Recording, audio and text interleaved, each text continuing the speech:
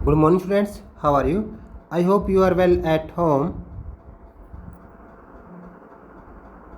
Part 4 है, इसके पहले के 3 पार्ट्स को आप जरूर देखें। The availability of resources is a necessary condition for the development of any region.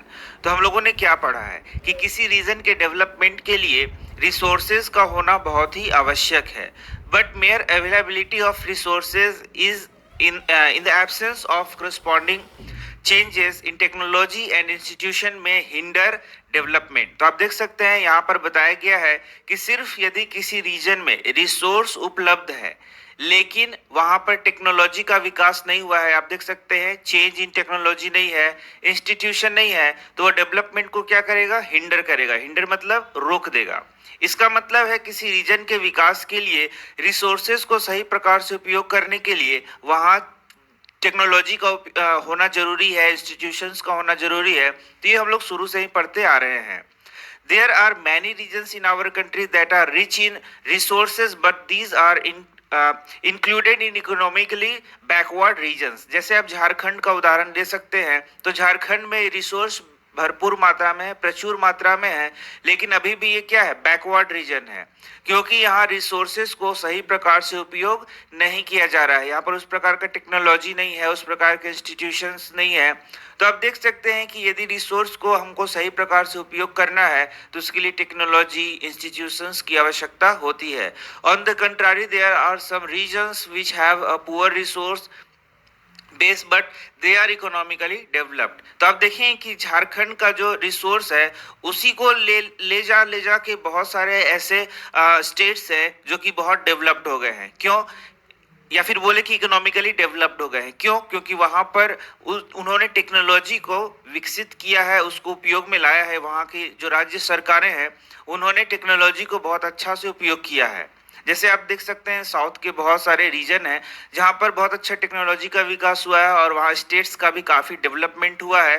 तो ये है कि यदि रिसोर्स को आप सही प्रकार से अपने लिए इकोनॉमिक डेवलपमेंट के लिए उपयोग करना चाहते हैं तो आपको टेक्नोलॉजी की भी आवश्यकता पड़ेगी और साथ ही साथ इंस्टीट्यूशन की भी आवश्यकता पड़ेगी। The history of colonization reveals that rich resources in colonies were the main attractions for the foreign invaders।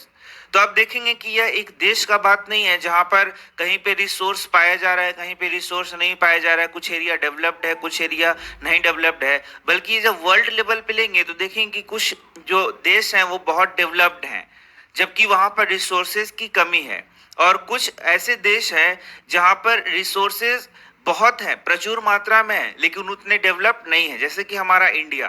तो आप देखेंगे कि वैसे देश जहां पर टेक्नोलॉजी का डेवलपमेंट हुआ है उन्होंने पहले कॉलोनीज बनाए थे। जैसे कि आप देख सकते हैं इंडिया का बात ले सकते हैं कि इंडिया में बहुत सालों तक यहाँ पर कॉलोनीज बनाए गए विदेशी इन्वेडर्स के द्वारा, देख सकते हैं फॉरेन इन्वेडर्स के द्वारा।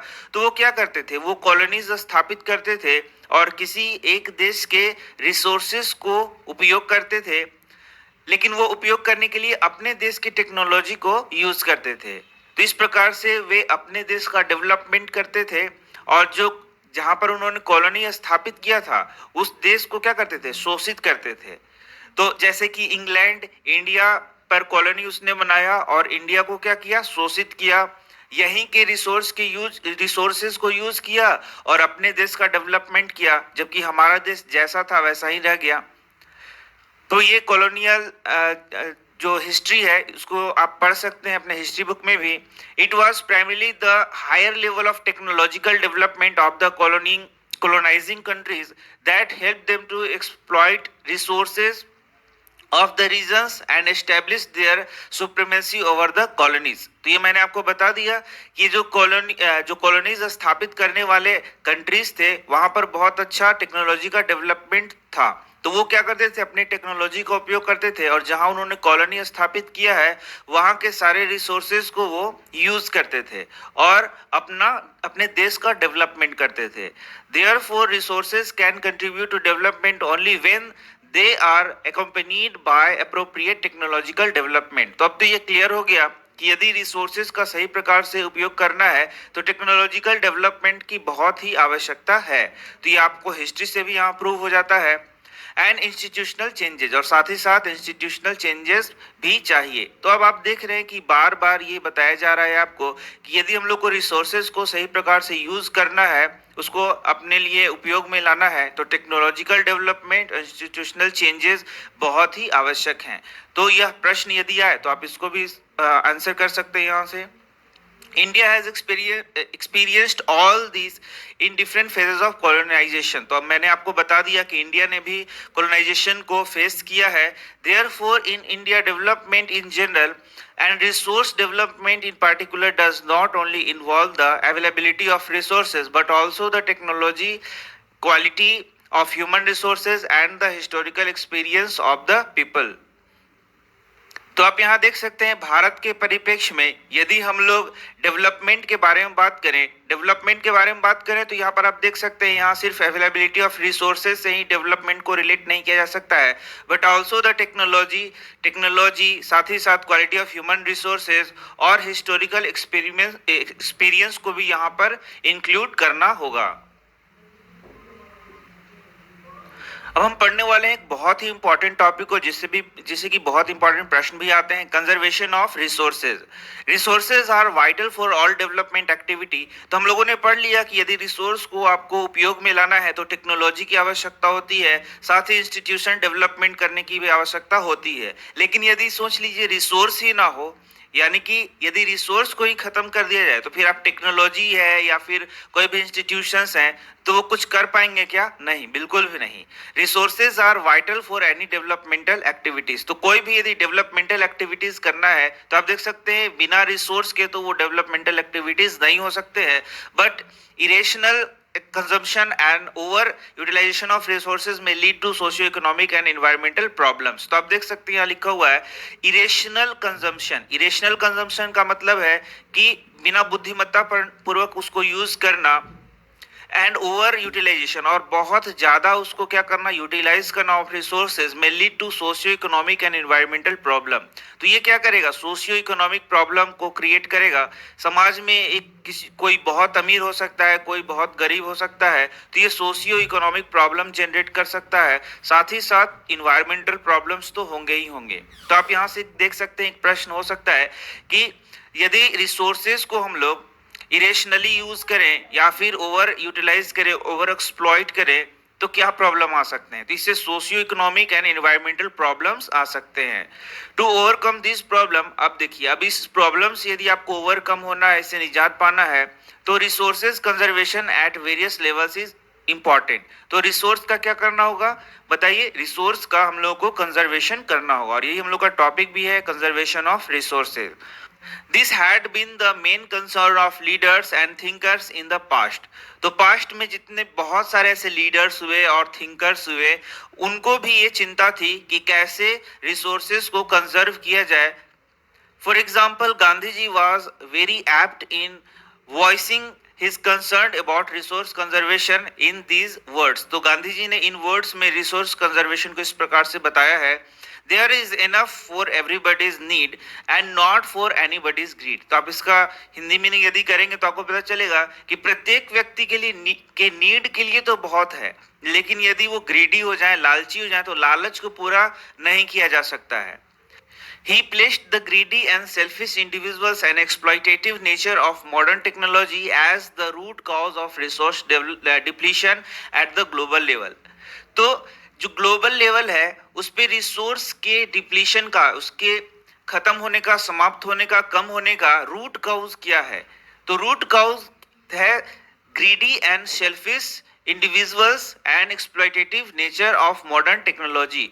तो आप देखें कि बहुत सारे ऐसे लोग हैं जो बहुत ग्रीडी हैं, बहुत सेल्फिश हैं, जो कि इस रिसोर्स को ज़्यादा से ज़्यादा अपने लिए उपयोग में लाना चाहते हैं। और साथ ही साथ आप देख सकते हैं मॉडर्न टेक्नोलॉजी का यदि उपयोग किया जाए तो रिसोर्सेज को बहुत कम ही समय में हम बहुत ज़्यादा एक्सप्लॉइट कर सकते हैं। तो ये दो कारण बताए गए हैं, आप देख सकते हैं, उन्होंने यही बात बताई है।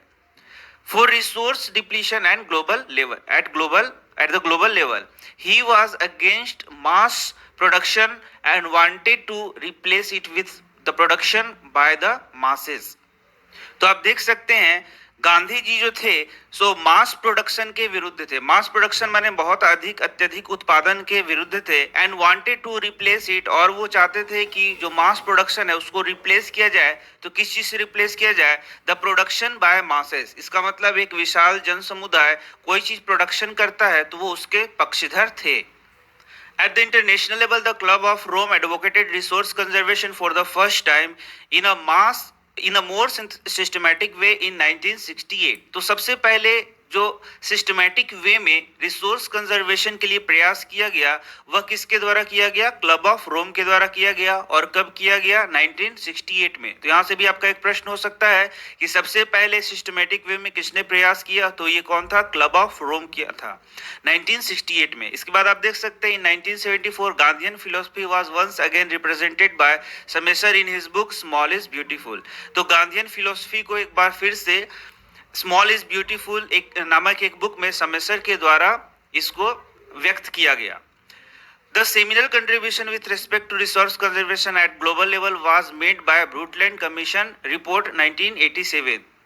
लेकिन जो सबसे मूलाधार या बोले कि मेन जो इसमें प्रयास किया गया और ये भी बोले कि ग्लोबल लेवल पे जो प्रयास किया गया वह था ब्रूटलैंड कमीशन रिपोर्ट 1987 के द्वारा।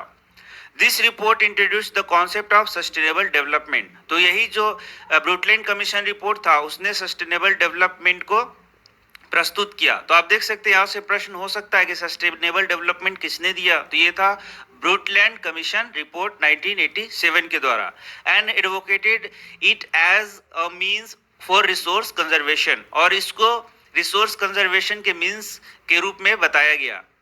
which was subsequently published in a book entitled Our Common Future, और इसको बाद में एक बुक में प्रकाशित किया गया जो था Our Common Future। Another significant contribution was made at the Earth Summit at Rio de Janeiro, Brazil 1992।